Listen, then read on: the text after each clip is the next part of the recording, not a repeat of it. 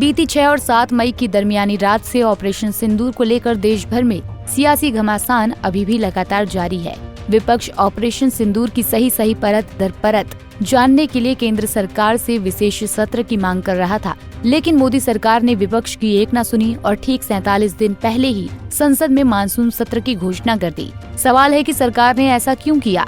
जब सरकार पूरी दुनिया को डंका पीट कर ऑपरेशन सिंदूर की सफलता के बारे में बता रही है, तो अपने ही देश के लोगों को बताने में क्या हर्ज है? कैसी शर्म है? आखिर ऐसी क्या बात रही होगी जो इतनी पहले ही एनडीए सरकार को मानसून सत्र की घोषणा करनी पड़ी? क्या सरकार ऑपरेशन सिंदूर पर विपक्ष के सवालों से घबरा गई है? क्या विपक्ष जो कह रहा है उसमें कोई बहुत बड़ी सच्चाई है? सवाल तो विपक्ष से भी है कि ऑपरेशन सिंदूर पर जो इतनी जबरदस्त तरीके से घमासान मच रखा है, क्या उसका समाधान सिर्फ संसद के विशेष सत्र से ही निकल सकता है? बीती 4 जून को विपक्षी ब्लॉक इंडिया गठबंधन की 16 पार्टियां मिली और मिलकर ये तय किया गया कि केंद्र सरकार ऑपरेशन सिंदूर पर संसद का विशेष सत्र बुलाए। इतना ही नहीं, तकरीबन 200 से ज्यादा विपक्षी सांसदों ने प्रधानमंत्री नरेंद्र मोदी से ऑपरेशन सिंदूर पर विशेष सत्र की मांग की, लेकिन सरकार ने इतने बड़े विपक्षी ग्रुप की एक भी न सुनी और 47 दिन पहले ही मानसून सत्र की घोषणा कर दी। क्यों कर दी? किस लिए करती? क्या सरकार वक्त से पहले इस बार आए मानसून तक से भी घबरा गई?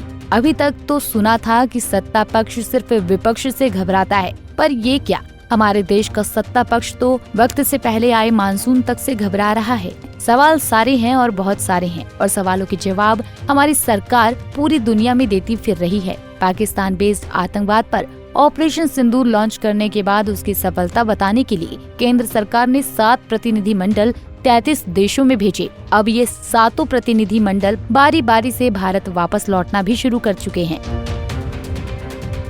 7 प्रतिनिधि मंडल दुनिया को समझाकर ऑपरेशन सिंदूर के बारे में पूरी तफसील देकर पाकिस्तान की कारगुजारियों को दुनिया के सामने उजागर कर वापस भारत आना भी शुरू कर चुके हैं। तकरीबन 3 प्रतिनिधि मंडल अभी तक भारत वापस आ चुके हैं, लेकिन क्या देशवासियों को, क्या आपको, हमको ये जानने का अधिकार नहीं है कि ऑपरेशन सिंदूर में हकीकत में हुआ क्या है? सवाल है कि क्या हम सभी लोगों को ऑपरेशन सिंदूर के बारे में पूरी जानकारी मिल गई है, और क्या सारी जानकारी सही मिल गई है? विपक्ष कह रहा है कि जब हम दुनिया को बता सकते हैं तो अपने देश को क्यों नहीं बता सकते हैं कि ऑपरेशन सिंदूर में हम क्या कर रहे हैं, और बताने के लिए संसद से बेहतर जगह और कौन सी हो सकती है? वो तो देश की सबसे बड़ी पंचायत है।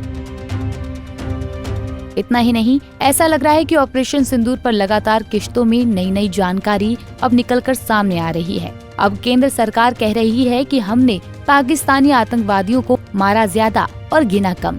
अगर ऐसा है तो ये बहुत अच्छी बात है, काबिले तारीफ है, लेकिन सवाल वही है कि फिर केंद्र सरकार ऑपरेशन सिंदूर के बारे में किश्तों में जानकारी क्यों दे रही है? ये हक बात है कि भारत ने पाकिस्तान बेस्ड आतंकवाद को किस कदर अधमरा किया, किस कदर पाकिस्तानी सरकार के अहंकार को घुटनों के बल लाने को मजबूर किया। ये बातें सभी को पता लगनी चाहिए। दोनों देशों के बीच सैन्य संघर्ष शुरू होने के बाद भारत ने किन शर्तों पर संघर्ष विराम किया, पता तो ये भी लगना चाहिए। जिसके बारे में विपक्ष का कहना है कि प्रधानमंत्री नरेंद्र मोदी ने अमेरिकी राष्ट्रपति डोनाल्ड ट्रंप के कहने पर पाकिस्तान के आगे सरेंडर कर दिया। बीजेपी आरएसएस वालों को अब मैं अच्छी तरह जानता हूं। इन पर थोड़ा सा दबाव डालो, थोड़ा सा धक्का मारो, डर के भाग जाते हैं ये लोग। जैसे उधर से ट्रंप ने एक इशारा किया, फोन उठाया, कहा मोदी जी क्या कर रहे हो?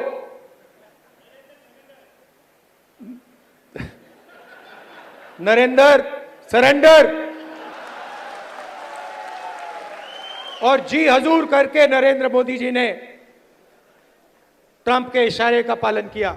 राहुल ने इस संघर्ष विराम को नरेंद्र सरेंडर तो बता दिया, लेकिन 1971 की वॉर की तारीफ करने में भी कोई कोर कसर नहीं छोड़ी। आपको एक समय याद होगा जब फोन कॉल नहीं आया था, 7th फ्लीट आई थी, 71 की लड़ाई में 7th फ्लीट आई थी, हथियार आए थे, एयरक्राफ्ट कैरियर आया था। इंदिरा गांधी जी ने कहा मुझे जो करना है मैं करूंगी।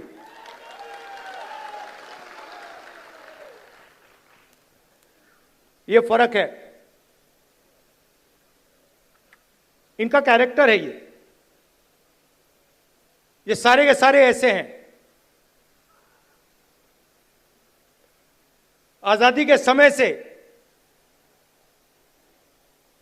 सरेंडर वाली चिट्ठी लिखने की आदत है, 1 सेकंड में थोड़ा सा दबाव पड़े भैया ये लो,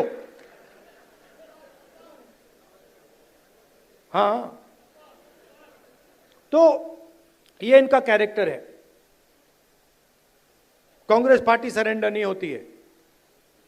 गांधी जी, जवाहरलाल नेहरू, सरदार पटेल, ये सरेंडर वाले लोग नहीं हैं, ये सुपर पावर से लड़ने वाले लोग हैं। फिलहाल संसद का मानसून सत्र 21 जुलाई से शुरू होने वाला है, लेकिन घमासान अभी भी जारी है। विपक्ष लगातार सरकार की मंशा पर सवाल उठा रहा है। कांग्रेस सीनियर लीडर जयराम रमेश का कहना है कि सरकार ने पहलगाम आतंकी हमले और ऑपरेशन सिंदूर पर सवालों से बचने के लिए इतनी जल्दी मानसूनी सत्र की घोषणा की है। Bureau report, Punjab Kesari TV.